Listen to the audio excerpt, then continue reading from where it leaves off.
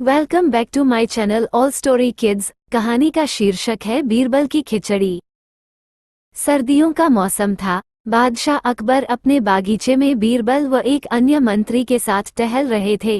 टहलते हुए बादशाह अकबर ने अपने मंत्री से कहा, इस साल कुछ ज्यादा ही ठंड पड़ रही है। महल से बाहर निकलने में भी ठंड से हालत खराब हो रही है। मंत्री ने बादशाह की बात का जवाब देते हुए कहा, जी हुजूर, बिल्कुल सही फरमाया आपने। इस साल तो इतनी ठंड पड़ रही है कि जनता ने घर से बाहर निकलना बहुत कम कर दिया है। टहलते टहलते बादशाह अकबर बगीचे में बने तालाब के किनारे जा पहुंचे। जैसे ही उन्होंने अपना हाथ पानी में डाला, उन्हें एहसास हुआ कि पानी बर्फ जैसा ठंडा है। पानी से हाथ बाहर निकालते हुए अकबर ने कहा, सही कह रहे हैं आप, इतनी ठंड में कौन घर से बाहर निकलेगा।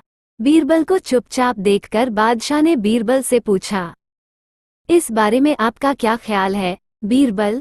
बीरबल ने सिर झुकाते हुए कहा, माफी चाहता हूँ हुजूर, इस बारे में मेरा ख्याल थोड़ा अलग है। मैं आप दोनों की बात से सहमत नहीं हूँ।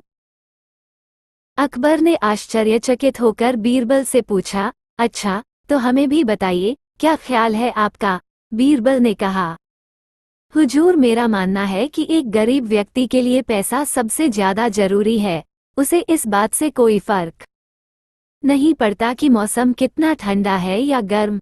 अकबर ने हैरान होकर बीरबल से कहा, तो आप ये कह रहे हैं कि इस कड़ाके की सर्दी में भी एक गरीब आदमी कोई भी ऐसा काम करने को तैयार हो जाएगा जिससे उसे पैसा मिल सके।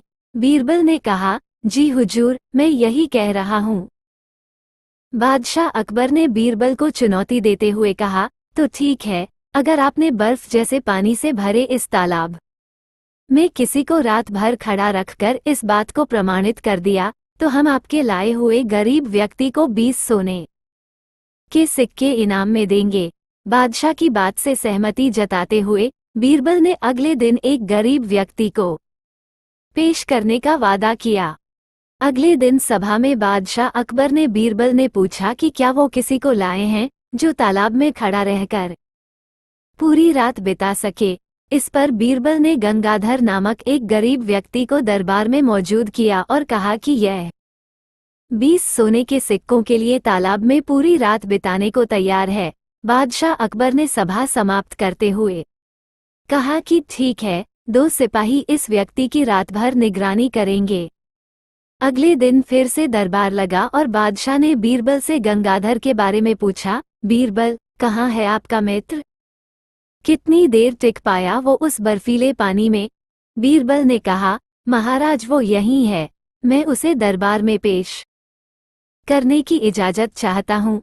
बादशाह की इजाजत मिलते ही बीरबल ने गंगाधर को दरबार में बुलाया। बादशाह अकबर ने गंगाधर को शाबाशी देते हुए कहा, हमें इस बात पर यकीन नहीं हो रहा है कि तुम पूरी रात उस बर्फ जैसे पानी में रहे और आज हमारे सामने सही सलामत खड़े हो। ये तुमने कैसे किया?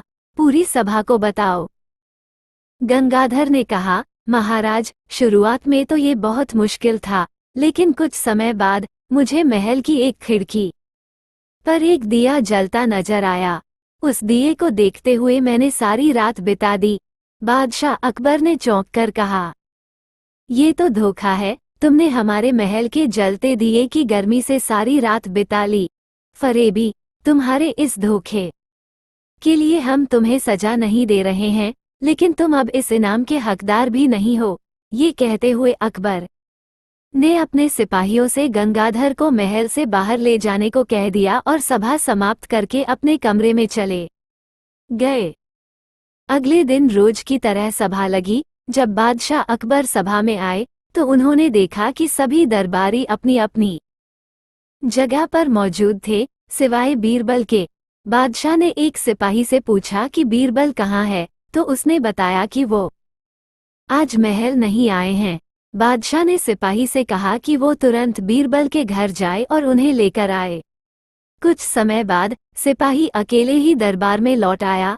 बादशाह के पूछने पर सिपाही ने बताया, बीरबल अपने घर में खाना पका रहे हैं और उन्होंने कहा है कि खाना पूरी तरह पक जाने के बाद ही वो दरबार आएंगे। सिपाही की यह बात सुनकर बादशाह सोच में पड़ गए, क्योंकि आज से पहले कभी भी बीरबल ने महल आने में देर नहीं की थी। अकबर को कुछ संदेह हुआ और उन्होंने बीरबल के घर जाने का निर्णय लिया। जब बादशाह अकबर बीरबल के घर पहुंचे तो उन्होंने देखा कि बीरबल ने एक ऊंची खूंटी पर एक हांडी टांग रखी है और उसके नीचे जमीन पर लकड़ियां जला रखी हैं। बादशाह आश्चर्यचकित हो गए और बीरबल से पूछा कि वह क्या कर रहे हैं। इस पर बीरबल ने जवाब दिया कि वो अपने भोजन के लिए खिचड़ी पका रहे हैं। बादशाह अकबर ने कहा, क्या तुम पागल हो गए हो? ये खिचड़ी कैसे पक सकती है? तुमने हांडी को इतने ऊपर टांग रखा है और आग नीचे जल रही है। ऐसे में खिचड़ी पकने के लिए हांडी तक गर्मी कैसे पहुंचेगी? इस बात पर बीरबल ने बहुत आराम के साथ बादशाह से कहा, क्यों नहीं पहुंचेगी हुजूर? जब महल की खिड़की पर रखे एक दिए से गंगाधर को गर्मी मिल सकती है, तो मेरी खिचड़ी की हांडी तो फिर भी आग के बहुत नजदीक है।